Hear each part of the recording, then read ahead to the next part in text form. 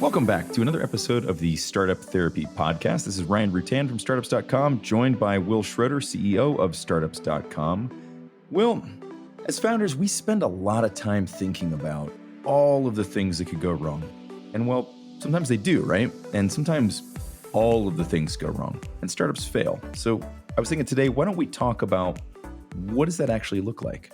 Yeah, I mean, what's interesting to me is when we talk about in previous episodes, we talked about things like am I safe and what could the downside look like, et cetera.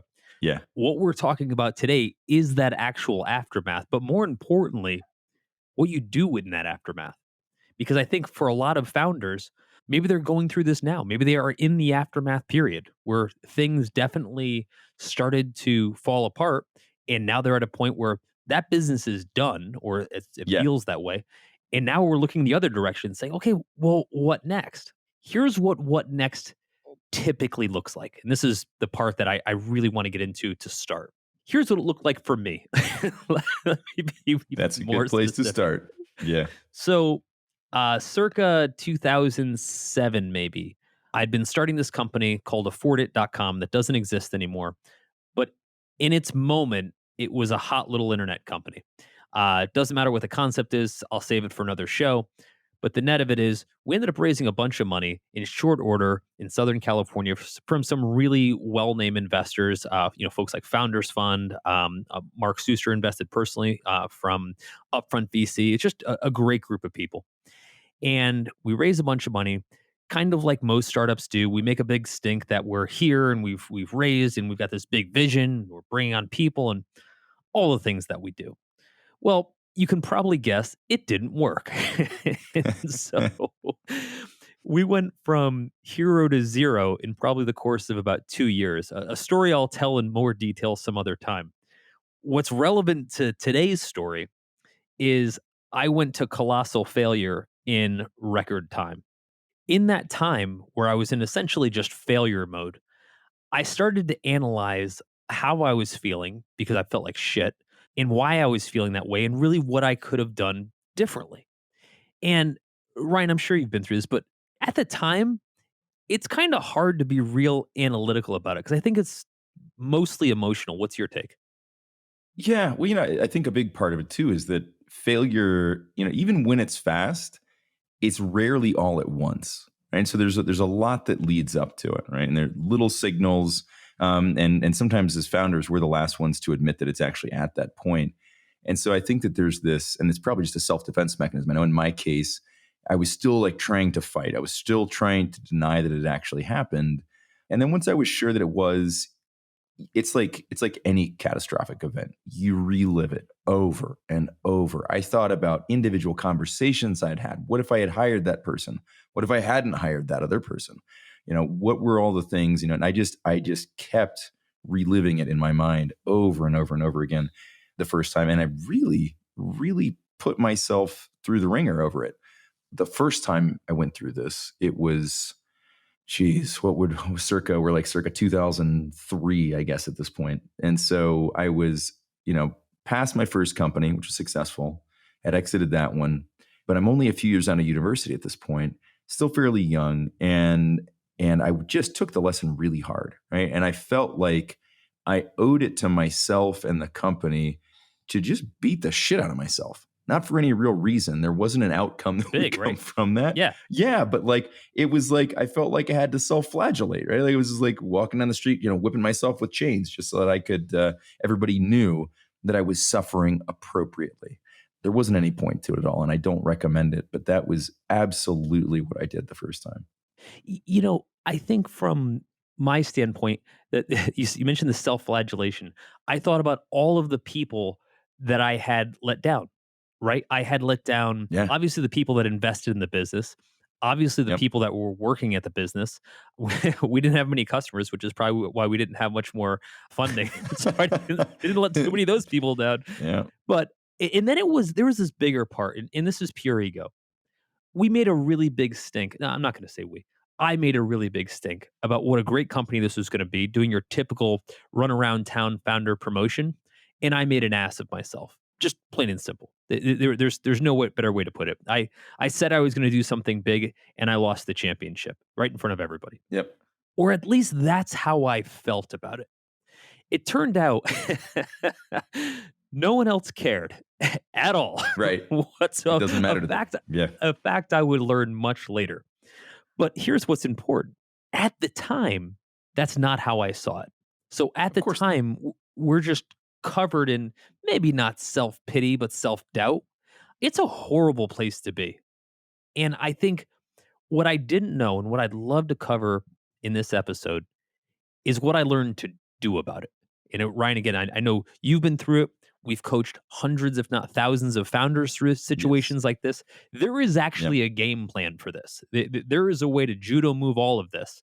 But I think before we get into that, I think it's helpful to describe the situation so people can kind of see the same parameters that we're seeing. So, along those lines. One of the things that I did early into this spiral downward, I was going to call it a journey. It didn't feel like a journey. Like there was no destination in Free mind. It was fall. mostly just Yeah. mostly just free fall. Is I was certain, although nobody confirmed this, that everyone was mad at me, or maybe Oh, yeah. mad's not the right word, disappointed in me, right? Yep. And that I couldn't show my face. I'm not sure why I felt that way, but in other words, I know. nobody. Like you feel like you've just pointed at the fence, right? You're standing at home plate and you just Oh, that's a pointed at the great fence, analogy. right? You call your shot Yeah. and then you subsequently swing at 3 bad pitches and struck out. That's what it feels like. That's what it feels like to you. To your point, Yeah. nobody else was actually watching, right? Yeah. Nobody else saw the point to the fence. Nobody else realized that you even struck out. Well, some people are going to know that you struck out. They're going to know that it ended poorly. But it doesn't feel the same way to them, right? And for whatever expectations you feel like anyone else had, even investors, right? This is the game, right? This is what they're doing. They know they're not all going to win, right? As a founder, and we've talked about this before, we do sort of have to assume that we're going to win. We wouldn't play a game we didn't think we could win, and we have to assume that we're going to. So not winning feels like everything, right? It feels like you've lost everything. Turns out that's not the way everybody else sees it, and it's not even the reality for you as the founder. But in that moment, that's what it felt like. A point at the fence, 3 swings and a miss, and you feel awful about it. A few times in my life, I've been pulled over for speeding. Not a lot, but enough. And every time I remember sitting on Yeah. that highway thinking of all these cars that are passing at me, looking at me, judging me, right? Yeah. Saying that, like, oh my God, look at him, lawbreaker. You know what they were thinking? I'm glad it wasn't me. Wasn't That's all me. they That's were exactly thinking. it, right? And so I can't help but feel like during that period in my life, that was the feeling most people got. It wasn't, "Oh, what an a-hole he is." It was more like, "Man, glad it wasn't me." Now, Right. is that a crappy way to think about people? Maybe, but there's also some truth in it in as much as people just don't care about it the way you think they care. And I think from a firsthand perspective, that was the first hurdle I needed to get over because it it legitimately ruined my life for that period in time. And had I not found some judo moves around it, I don't know what the long-term impact would have been. How long was that period? How long were you kinda stuck in the funk? I would say there was 2 periods. There was a 6 to 12-month period, which may not sound very long, but it is if you're living it, where I was broke, just mentally broke, emotionally broke. And then there was about a year period afterward where I was still shell shocked from it. And here's the crazy thing. So that's 2 years. And Yeah. that's 2 years with me doing something about it. Imagine if I wasn't proactive or optimistic or I fell into depression or you Yeah, name yeah. any of the things you can layer on top of that, which are all very real. That was my best case scenario. However, here's what I would argue. It was my best case scenario because nobody else ever explained to me what I should have been doing with that time. I Right, was kind of right. figuring out as I go, and that's not a great place to be. Yeah, that's not a car you wanna change the tires on while it's rolling, right? Better to have a game plan and be proactive about that. So let's dig into that. So Yeah, sure. so, luckily, as founders, we get plenty of opportunities to fail, and so if we didn't fail right the first time, we can fail right the second, the third, or the fourth time. So what's your go forward plan look like? Well, I mean, Let's talk about what the start of failure looked like, and we'll kind of compare that to some of the go forward plan. It's definitely not just about losing money, although for a lot of folks that was it. I had a little bit of Sure. cash, so it Sure. wasn't. Yeah, okay, here's the better part to explain it. I had money, right? I'd done well Yeah. in previous ventures, so I had money. It didn't change a thing. Now, No, I've no. also lived most of my life not having any money. So let me be very pragmatic when I say this, because somebody's thinking, yeah, you say that, but you had money. What I'm saying is emotionally, it didn't change a thing. I felt as Yes. horrible about my failure when I had money in the bank as I did when I was totally broke. Now, I had different means to do something about it. I could pay my mortgage, etc. So I'm not trying to pretend it's apples to apples. But surprisingly, I didn't find that having money or even past success did anything to change my emotional state. It Right. just felt horrible. And so failure for me, I think for everybody when they look at it, Ryan, I'm sure you feel the same way. It's deeply emotional. It's very personal. It's Absolutely personal, right? Like yeah, it's the that's startup the thing. equivalent At of that losing a moment, child. yeah, you can no longer dissociate yourself from the business, especially at that moment, right? I think there are a lot of times where we are probably more personally connected to a company than we should be, than is at least mentally healthy. But that point of failure is where it just all falls back to you, right? Even and of course, it's a team effort to win. It's a team effort to fail. But as the founder, you're always going to bear the brunt of that blow, and it just it feels awful, right? It does. I think that the analogy of the loss of a child might sound too strong Well, it's the startup to equivalent. It's anybody who definitely not like hasn't I'm been not through it, comparing it to losing right? a child. Yeah. No, and yet, like, you go through a lot of the same emotions, right? You think about all the things that could have been, you think all the things that should have been, what I could have done differently to prevent this. All of those same thought processes Yes. and emotional roller coaster occurs, right? It's a very very visceral experience, and yeah, it's horrible. I think from the outside, people look at it and say, "Oh, well, come on, it's just a job. You just lost a job, and losing a job No, sucks. Look, if you get fired from a job, it sucks. This ain't that. This is no, something so personal to you that it feels like it's been ripped from you, and it yeah, feels very differently. And you tend to dwell on it for a very very long time. And here's what it looks like when I remember it. I look back about that moment in time. Ryan, as you know, I'm a very outgoing person. I'm always hosting founder events and really, out there in the community, etc. yep. And then all of a sudden I wasn't. You want to know why? Because all of a Yeah, sudden I'm at a cocktail party among other founders and no one will talk to me. They'll talk to me, right?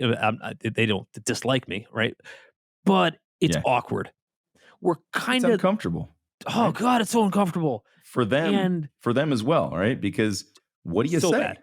Yeah, what do you say? "Hey, what have you been up to?" "I know what you've been up to. You've raised a bunch of money and you failed publicly in front of everybody." Like, everyone knows what Yes, you've been up to. And so, you're either making this really forced small talk about anything else, you're trying to talk about their business, but put it on their side. How am I gonna talk about my business when I know yours just failed, right? What am I gonna look I for? had one of Yeah. these so close to me How because so? and this reinforces 2 points. This is a pretty interesting little case study. Going back to the point about how personally we take these things and how it isn't about the financial outcome. I sold a company. 9 months after I sold it, the new ownership shuttered it, bankrupted it, went out of Oh, wow. business. I felt horrible. I remember thinking like maybe I shouldn't have sold it. What else could I have done to, I wish they'd reached out to me to help them turn it around. Like so many emotions that I went through.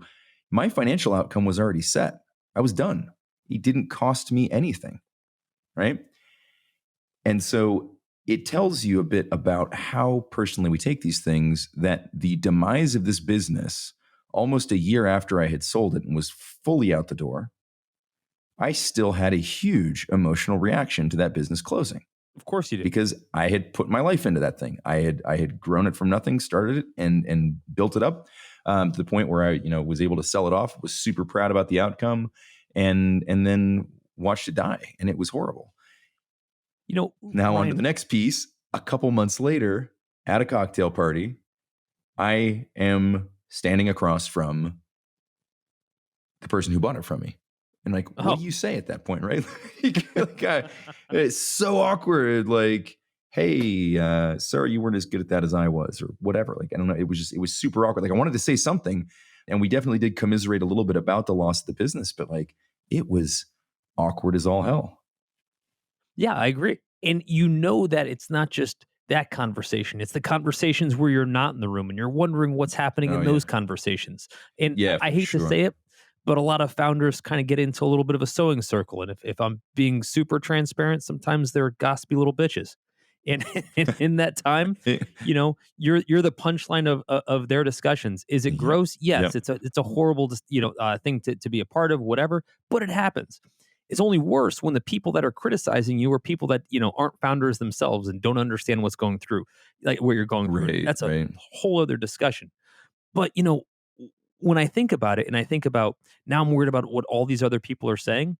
Number one, they're probably not saying much because they're more worried about their own lives. But number two, I can't change that. What's been done is done, right? That ship has That's kind right. of sailed. So whatever people Yep. choose to say has already been said.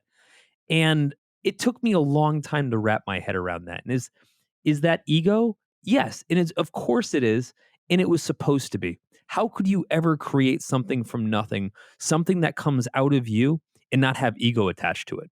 I'd be hard pressed to think in a terms where you couldn't if you genuinely cared about it. All right, so that's what it looks like. I mean, that's the picture of what and how a founder feels at that moment of failure, and we're just essentially wrapped up in this ball of anxiety. What do we do with that? Well, here's what I wasn't doing with it. I was spending all my time worrying and probably feeling sorry for myself and doing all the things that probably any normal person would do. So I don't Yeah, regret those things. I don't take them away from me or anybody else. I mean, it's pretty normal to feel that way. But this really interesting thing happened at some point in this process. This is my analytical mind. I just started to think to myself, man, I kind of wish I had this much energy toward the end of that startup failing. I said, I wish I was up yeah, with all of this kind of nervous energy, if you will, during the startup, because this is actually useful energy. I'm just applying it toward a useless exercise, which is worrying and feeling sorry for myself. And I thought, yep, what if what if someone could judo move that energy into something positive? What might that look like? And it turns out my anxiety and my guess a lot of other people's can be used for good or evil. We we can harness that energy for for sure. good and do something powerful with it, which, what's what Ryan, what you and I are doing right now with startups.com, or we can use it to our own destruction. You know what I mean?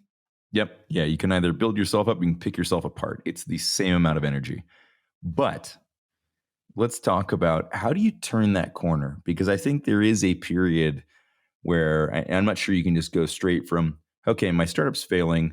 I'm going to judo move directly into using my anxiety for good. I feel like there is this sort of obligatory period of grieving.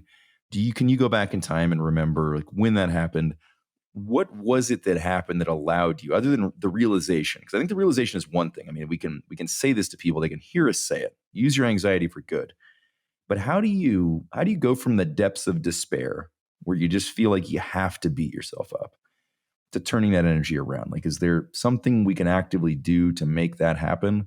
I'm trying to go back in time and I'm not finding an obvious point where I would have been very receptive to this messaging. Right. What did you do? I looked for something else to put that time into. More specifically, I said, I'm going to get involved in another startup. Now, it doesn't have to be a startup. I'm just a startup dude. So that was my Yes, answer. it does. Yes, it has to be a startup. There's no other answer. No, but you can point it wherever you want, so long as you're pointing it somewhere positive. In other words, if you were to say, hey, I'd rather take all that time and be in the gym for 12 hours a day, you'd be totally jacked. But beyond that, I don't think you can. From my standpoint, what I wanted to do was say, if I'm going to take all this time and energy towards something, let me go put it toward another startup. And Ryan, that was Yeah. essentially the genesis of startups.com. The thought process and the whole narrative that I started to build was specifically me trying to point my cannon in a different direction. Yep. And I think that's interesting. I think it's fascinating actually, because the moment we get back on the horse and start focusing on something positive again, we don't have time for those negative emotions. So I just went all in on a new concept. And all of a sudden, I found out I was still wildly anxious. I was still staying up till 3 in the morning. I still had a lot of that restless energy. I just wasn't Sure, spending it sure. worrying about what happened 2 years ago. I was spending that energy trying to Yeah. figure out how to get out of this hole to go do something new that I was excited about.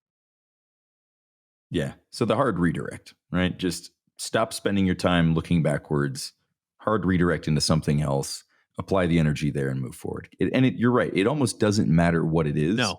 I think for a lot of startup founders, it's going to end up being another startup because just because. But it really doesn't matter, right? It's the same advice you'd give to a friend who was going through any sort of trauma, breakup, a loss, whatever, which is to distract yourself with something else so that you're not thinking about this shit 24 hours a day and beating yourself up over it. I got to say something else, and I'm sure at some point we'll have a psychologist on the show, and she'll tell us something very different than what I'm saying. So please don't take this as any kind of medical advice. But I found that take right now where we are in the business, et cetera. At the end of the day, I can go home at a regular hour. I can shift my focus to spending time with my family and doing whatever it is that I do when I'm not working. During that time, I didn't really have that gear. During that time, when the day was Yeah. over, my mind started to go back into anxiety mode of what I was reliving from my PTSD of the past. And so that I actually then had to take that energy and go back to work again. Is that healthy? Absolutely not. You know what's less healthy? Staying up all night worrying about my old startup. Right? So Yeah. Right. it Yeah. Endless depression. Yeah. No. it gave me a bit of an extra gear for probably every bit of 2 years where I was so dead set on not reliving that past, on not having to fall back into what that failure was, that it gave me just one more reason to push as hard as I can into my next startup. Yeah. Again, Yeah. are there 50 reasons why that's probably unhealthy at so many levels? Yes. But again, for me, it was going to be one or the other. I was either going to put that time into new startup or relive the old startup. And the choice was pretty obvious. Yeah. Yeah. For me, it was very similar. The analog that I would use was that it was a competition, right? It was a competition between the old startup and the new startup, right? And the competition was that I would not repeat the same mistakes. I would drive more success with the next one, and all those things. It's like, was it Mario Kart where you could race against your own ghost? Yeah. Yeah.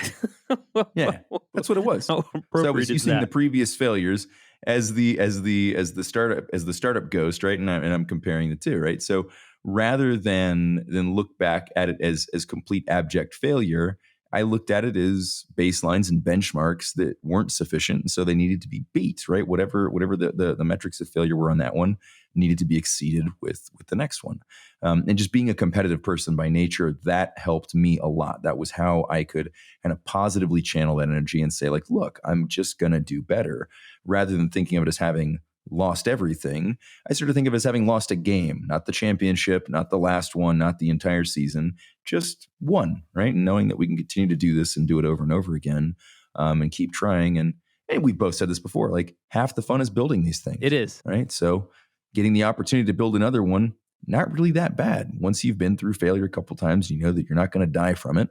You just keep bouncing back and doing it again. You know, there's another part to it, Ryan, is I had something to prove. Prior to For sure. doing that business, to doing Afford It, I had a few successes, in a row. So I didn't really have anything to prove. I mean, not that I didn't care about my goals, but it wasn't that. I was fighting for upside. For this time around, and again, this is what led to startups.com. I had something to prove. I wanted to prove that I was still good enough to myself as well as to whomever else I would guess I was trying to prove it to. And Sure. I think that actually brings out the best in me. I would love to think that I can perform just as well with nothing to prove, but it's not true. When I have something to prove, I get an extra gear, and I think that's that underdog mentality that certainly I grew up with that makes me a much more formidable competitor when that happens. And looking back, I wish somebody could have told me that. Could have said, "Look, yes, you lost one. Now get out there with something to prove." The way a coach will tell a team after they've just Yeah. suffered from a big loss, Yep. because it works. Exactly it.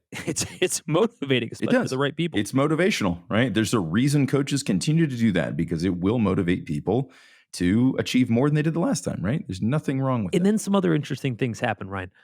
Another interesting thing that happened was those same cocktail parties that I was going into, I went from the person that that just convulsed when they saw the invitation even come in to attend one of these because I'm thinking, "Oh god, blah blah blah," to Yep. the person that shows up and won't shut up about my next idea, which by the way was a huge relief to all those people that no longer had to Yes. have these uncomfortable conversations. And then this really interesting thing Oh, happens.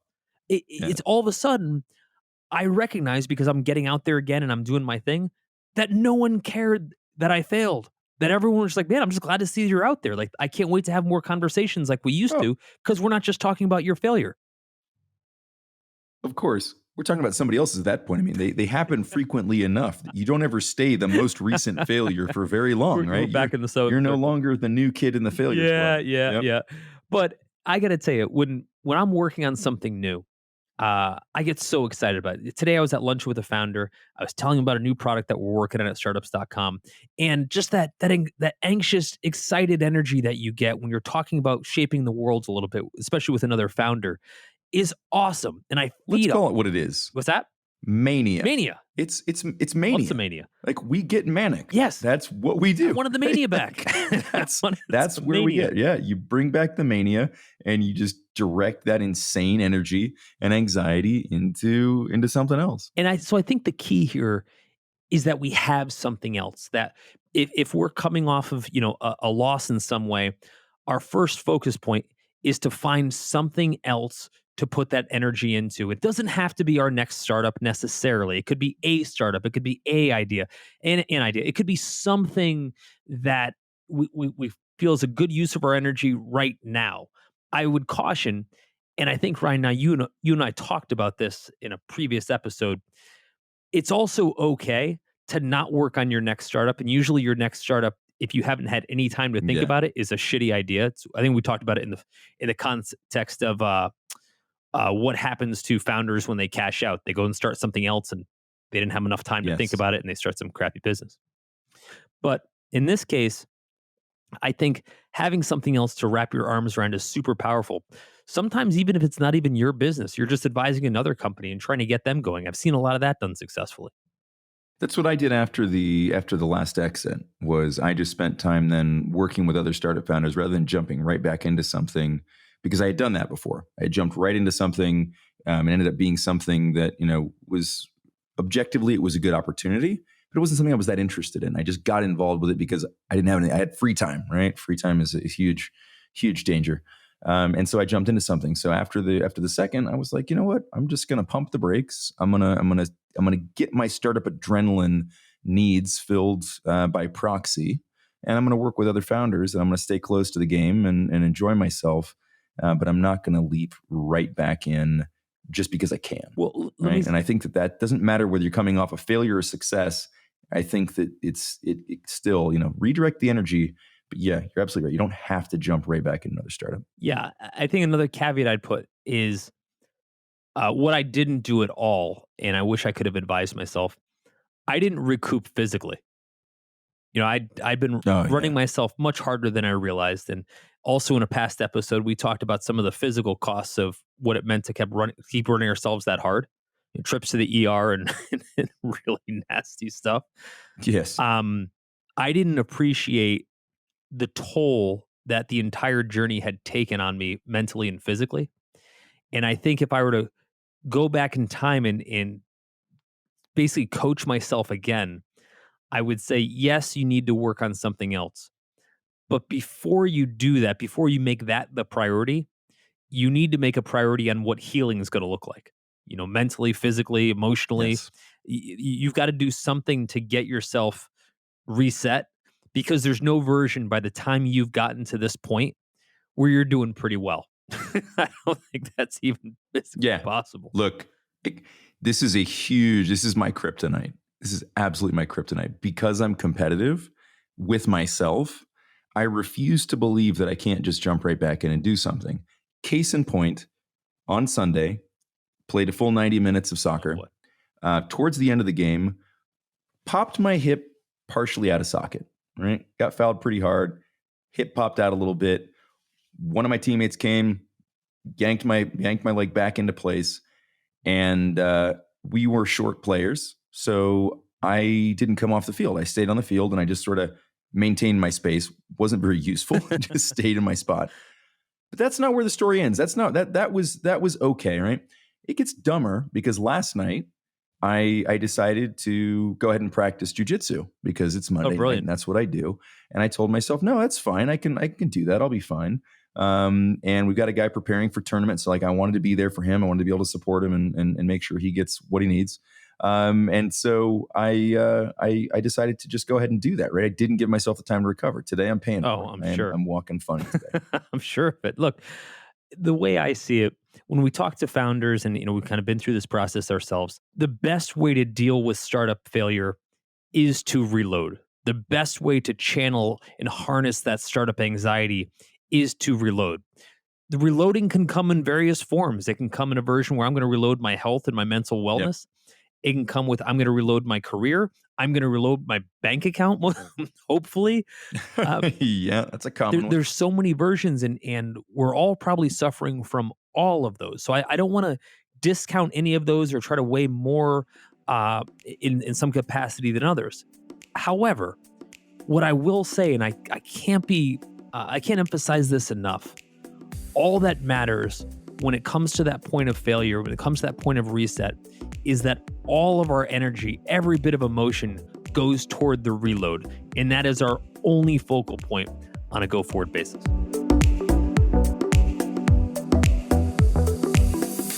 That's a wrap for this episode of the Startup Therapy Podcast. This is Ryan Rutan on behalf of my partner, Will Schroeder, and all the Startups.com family, thanking you for joining us. And we hope you'll continue to join us. Be sure to subscribe, rate, and comment on iTunes or wherever you love to listen to Startup Therapy. You can find all of our episodes at startups.com/podcast. If you're looking for more amazing resources to launch or grow your startup, be sure to head to startups.com and check out Startups Unlimited.